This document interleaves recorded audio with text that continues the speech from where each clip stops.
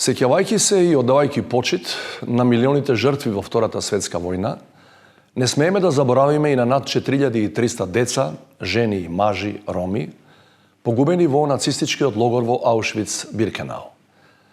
Во тој ужасен период од историјата, на сила беа закони кои го обезвреднуваа човековиот живот и вроденото достоинство на различни групи, меѓу кои и на ромите.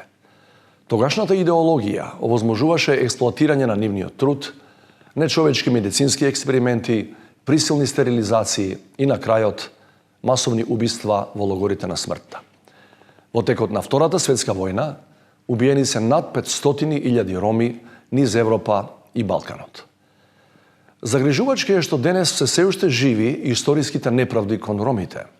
Негирањето на геноцидот врз нив, расизмот, антициганизмот, говорот на омраза и дискриминацијата, чиј интензитет се зголемува, дури и во современите демократски општества.